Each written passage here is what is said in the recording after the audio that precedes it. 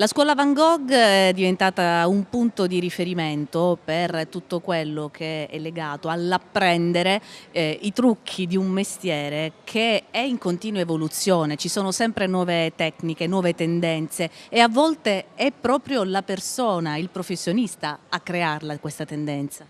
Certo, per noi comunque far andare avanti i giovani è una cosa molto importante. Come scuola puntiamo soprattutto sulla formazione, in cui i mestieri manuali sono molto importanti per la formazione per i ragazzi, cosa che un po' sta andando a scemare negli ultimi anni. La nostra scuola proprio quindi punta proprio sulla formazione dei giovani.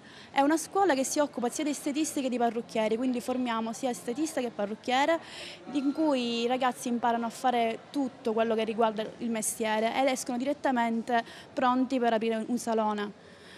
Si sviluppa durante 2 anni di base un corso di specializzazione e ci divertiamo molto spesso a fare questi lavori, quindi noi abbiamo anche durante i lavori anche i nostri allievi, come anche sia la Valentina che è qui con noi che Giada, ci aiutano durante queste sfilate.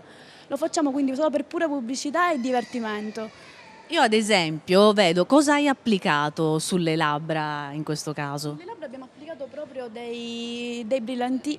Sulle labbra abbiamo proprio applicato dei brillantini, proprio applicato con una colla apposta per le labbra, sotto una base di rossetto e una matita.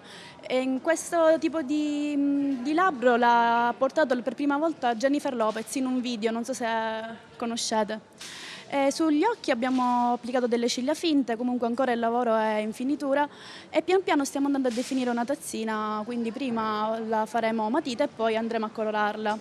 E poi il nostro signor Bongiovanni Mitico, che ha organizzato questo, ci ha chiesto nella gamba di fare un logo, quindi del bel caffè. Stiamo preparando proprio questo, quindi il logo Bel Caffè e il Brasil Rec.